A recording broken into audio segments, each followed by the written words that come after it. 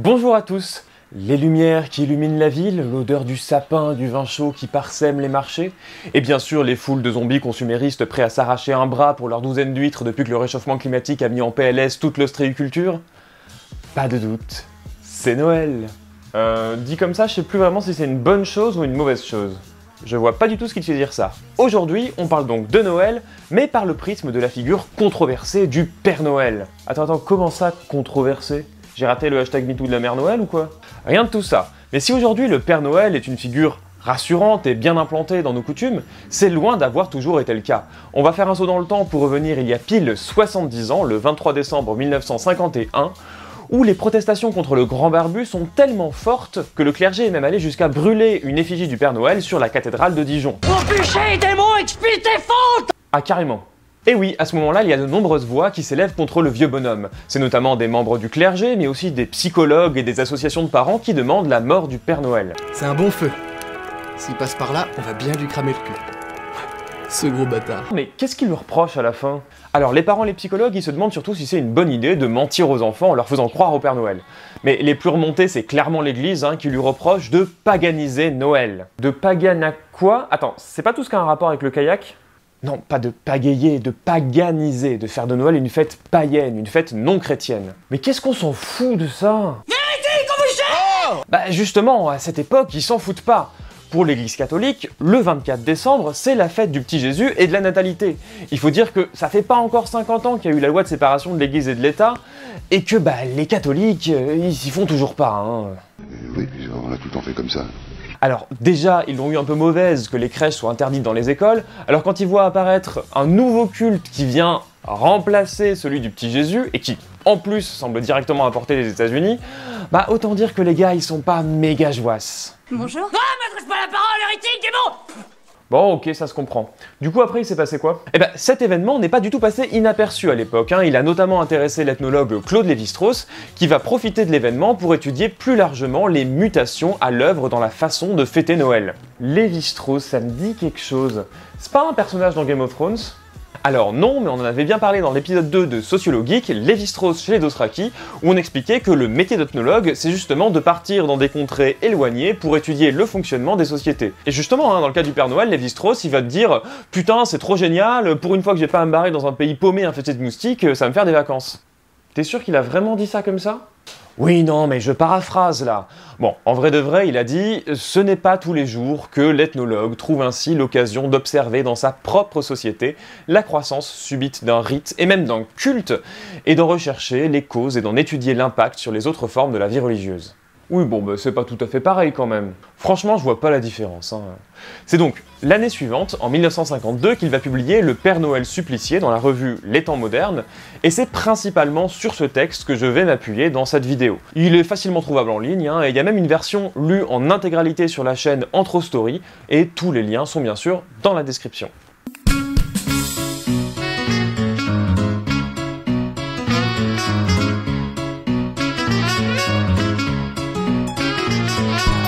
Ce qu'il faut bien avoir en tête, c'est qu'en 1951, le Père Noël, c'est une figure qui est assez nouvelle en France. Et comme souvent, ce qui est nouveau, ça génère des réactions qui menacent de partir un peu en panique morale. Seulement 2 jours après le bûcher, on peut ainsi entendre l'émission de radio La Tribune de Paris, où il y a plusieurs intervenants qui s'insurgent contre le Père Noël. Je vais vous mettre un extrait de l'intervention de Béatrix Dussane. C'est une comédienne qui est sociétaire de l'Académie française, et qui est née en 1888, et je trouve son intervention particulièrement éclairante sur le sujet. C'est que je date d'un temps, je m'excuse, où il n'y avait pas de Père Noël, et pourtant il est bien vieux, n'est-ce pas ?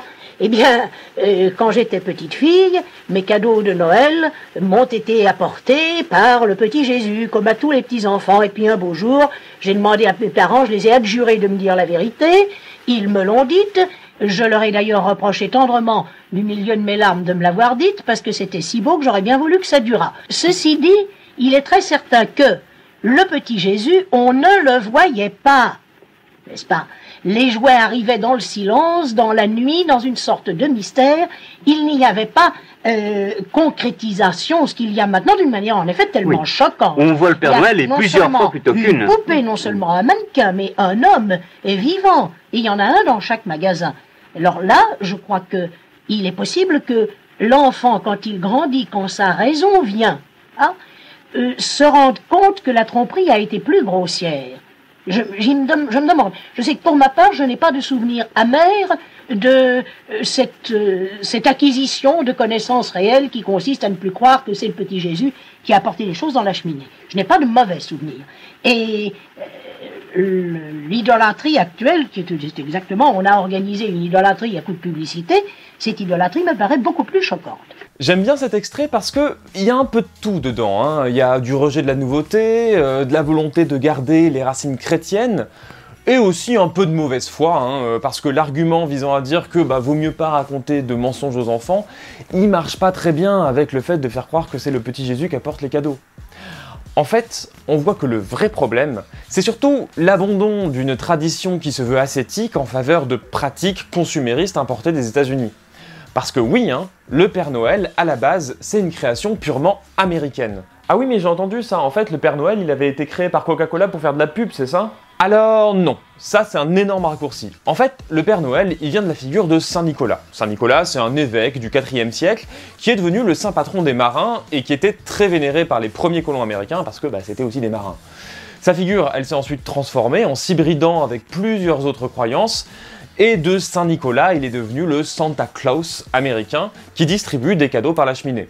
On commence à le représenter dans les années 1860 avec une grande barbe blanche et un gros ventre, mais avec des vêtements qui peuvent changer de couleur. On peut avoir du bleu, du jaune, du vert. Mais après, c'est bien Coca-Cola qui a contribué à fixer l'image définitive qu'on s'en fait aujourd'hui, dans une campagne publicitaire qui, elle, date des années 30, et là où on le représentait souvent de la taille d'un petit lutin, hein, parce qu'il fallait bien expliquer qu'il puisse passer par la cheminée, là, on le représente avec une taille normale, et puis surtout, il quittera plus jamais le fameux habit rouge qui se répand dans le monde entier, en même temps que les bouteilles de Coca-Cola. Ok, donc, même si c'est pas Coca-Cola qui a inventé le Père Noël, ce que je comprends de ce que tu me dis, c'est que le Père Noël qu'on a aujourd'hui, c'est quand même pas mal un produit de la société de consommation capitaliste, donc c'est pas vraiment étonnant que les catholiques ils voient pas ça d'un bon œil. Mais tout à fait, d'autant que Lévi-Strauss montre que l'église catholique n'est pas tout à fait à côté de la plaque quand elle accuse le Père Noël d'être une figure païenne. Au bûcher! Au bûcher! Parce que, s'il dérive effectivement d'un culte chrétien, Saint Nicolas, il apporte surtout avec lui une forme de syncrétisme religieux. Attends, une forme de socratisme?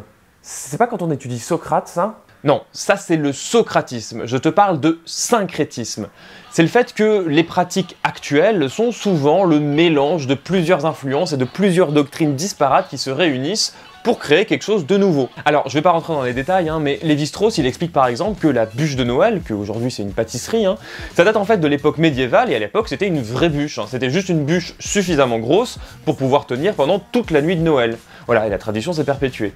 Il y a d'autres trucs, dès les fêtes saturnales romaines, on trouvait des décorations avec des rameaux verdoyants, de lierre, de houx, de sapin, comme on a aujourd'hui. Et d'autre part, sans qu'il y ait vraiment de lien avec Noël, là, on trouve dans les romans de la table ronde un arbre surnaturel, couvert de lumière. Eh bien, dans ce contexte-là, l'arbre de Noël, le sapin de Noël, c'est une solution syncrétique, parce qu'elle concentre dans un seul objet toutes les exigences. On a, du même coup, l'arbre magique, le feu, la lumière et la verdure persistante. Et on pourrait faire la même chose, tu comprends bien, avec la figure du Père Noël.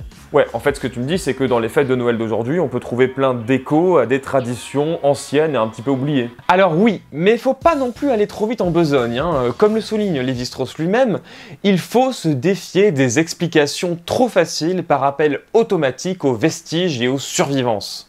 Je comprends pas l'argument là, pourquoi il faudrait se défier de voir des survivances machin truc là? Alors, laisse-moi t'expliquer. En fait, c'est vrai que Noël tel qu'on le fête aujourd'hui, ça existerait probablement pas s'il n'y avait pas eu toutes les coutumes passées. Mais faut pas perdre de vue que si on a inventé Noël aujourd'hui, c'est bien pour répondre à un besoin présent, et que ça remplit une fonction dans la société d'aujourd'hui. Oui, c'est facile, le rôle de Noël, c'est de permettre de se rassembler en famille et de garantir un peu de cohésion sociale. C'est la fonction de tous les mythes en fait, non? Eh bien justement, non. Pour Lévi-Strauss, la fonction de Noël, c'est bien plus à comprendre comme une espèce de rite de passage. Un rite de passage? Tu veux dire un peu comme le fait de survivre au baiser baveux de tante Janine le soir du réveillon? Alors non, quelque chose de bien plus fondamental que ça quand même. Il se trouve que, en essayant de classifier le Père Noël, Lévi-Strauss, il analyse qu'on ne peut pas vraiment le classer parmi les mythes. Parce que justement, il n'y a aucun mythe qui rend compte de son origine et de ses fonctions, comme c'est le cas pour Prométhée ou pour Oedipe par exemple. Ok. C'est pas non plus un personnage de légende, parce que y a aucun récit semi-historique qui lui est rattaché. Enfin, il y a bien eu des essais par la suite, comme le film de 2012, Les 5 légendes, mais on voit que c'est bien plus tardif. C'est parti!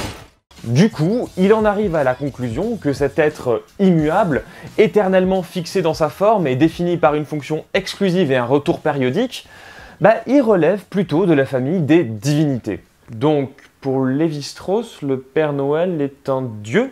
Et pourquoi pas?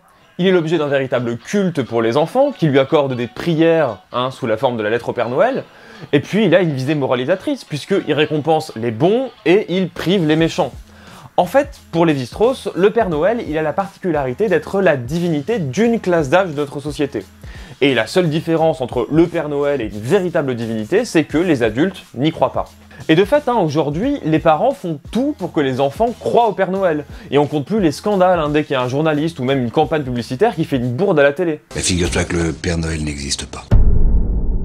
Oui, cette phrase a fait polémique. D'abord, en juin 2010, des parents ont reproché au Crédit Mutuel de casser les rêves de leurs enfants. La marque a alors décidé de ne diffuser ce spot qu'à partir de 20h30. Mais cela n'a pas suffi puisque le 31 octobre 2010, veille de jour férié en période de vacances, la publicité a été diffusée sur TF1 juste avant Ratatouille. Et là, c'est le scandale. Les articles sur le sujet se multiplient, des groupes Facebook se créent et des parents envoient des réclamations à l'autorité de régulation professionnelle de la publicité et saisissent le jury de déontologie publicitaire. Putain, mais sans déconner, pour faire un bordel pareil pour des pubs, faut vraiment pas avoir de vie. Le Père Noël, c'est donc l'expression d'un statut différentiel entre les petits-enfants d'une part et les adolescents et les adultes d'autre part. Et cette frontière symbolique entre deux mondes, elle est en fait très connue des ethnologues, parce que c'est justement cette frontière qu'on franchit pendant ce qu'on appelle les rites d'initiation. Dans les sociétés polynésiennes par exemple, le premier tatouage, c'est un rite de passage à l'âge adulte. Et dans nos sociétés modernes, on pourrait dire que l'acquisition du permis de conduire, du baccalauréat ou même l'obtention du droit de vote, ça remplit le même genre de fonction. C'est un rite de passage à l'âge adulte. Et bien pour Lévi-Strauss, on pourrait également dire qu'aujourd'hui, cesser de croire au Père Noël, ça fait en fait partie d'un rite de passage qui consiste à sortir de la petite enfance. D'accord, donc en fait on fait croire aux enfants au Père Noël dans le seul et unique but de leur briser littéralement leur enfance le jour où ils apprennent la vérité. Super. Alors non, c'est loin d'être le seul but. En fait, comme la plupart des rites d'initiation, la croyance au Père Noël, elle a de réelles fonctions pratiques qui permettent notamment de conserver l'ordre social en s'assurant de l'obéissance des non-initiés. Pendant toute l'année, on rappelle aux enfants que s'ils sont pas sages, le Père Noël va pas passer. Et de l'autre côté, le fait d'avoir un moment parfaitement défini dans l'année où les enfants ont le droit d'exiger des cadeaux, ça permet d'éviter les revendications incessantes tout au long de l'année. Je veux des cadeaux, tout ça. Mais c'est encore plus horrible ce que tu me racontes. Donc t'es en train de me dire que là, tout l'esprit de Noël, c'est juste là pour créer encore plus de contrôle social. Pourquoi pas créer une police de Noël tant qu'on y est? Et oui, désolé de casser tes illusions, mais il n'y a pas d'échappatoire possible. Comme un organisme, une société, ça cherche avant tout à se perpétuer. Du coup, c'est normal qu'elle mette en place des soupapes qui peuvent donner l'impression qu'on s'en échappe, mais qui sont en fait d'autres éléments qui permettent cette perpétuation. La prophétie était un mensonge. L'élu n'est pas là pour terminer quoi que ce soit. Ce n'était qu'un autre système de contrôle. Non, jamais je ne croirais ça. Et voilà, c'est tout ce que je voulais vous raconter sur le Père Noël. J'aime beaucoup ce petit texte de Lévi-Strauss parce que justement, il nous invite à remettre de l'étonnement dans l'observation de nos pratiques quotidiennes. Il montre notamment qu'il n'y a pas forcément besoin de partir à l'autre bout du monde pour observer des rites d'initiation qui portent une fonction symbolique forte au sein de la société. Et on voit aussi que, en fait, la plupart de nos coutumes, même les plus récentes, sont à la fois des survivances et des réinterprétations syncrétiques des pratiques sociales plus anciennes. Alors, en fait, il y a encore bien d'autres choses dans le texte de Lévi-Strauss. Dans la suite, il montre notamment que l'opposition entre le groupe des initiés et des non-initiés, il peut aussi se comprendre comme une réinterprétation de la frontière entre le monde des morts et le monde des vivants. Mais bon, cette vidéo est déjà bien assez longue et ça pourrait éventuellement faire l'objet d'une autre vidéo. Dites-moi dans les commentaires si ça vous intéresserait. Et pour les plus curieux d'entre vous, je vous renvoie directement au texte qui est très clair, très bien écrit et en plus qui est très court, ça se lit en moins d'1 heure. Et comme je vous l'ai dit, en plus on peut en trouver la lecture complète sur la chaîne d'Intro Story. Je vous souhaite de très bonnes fêtes de fin d'année et à très vite pour de nouvelles vidéos. Ça, on attend toujours, Justement, c'est ma résolution de 2022 de faire plus de vidéos, donc abonnez-vous si vous ne voulez pas manquer les vidéos suivantes, et moi je vous dis prenez soin de vous, et à très vite, ciao! Oh, mais oui, c'est mignon.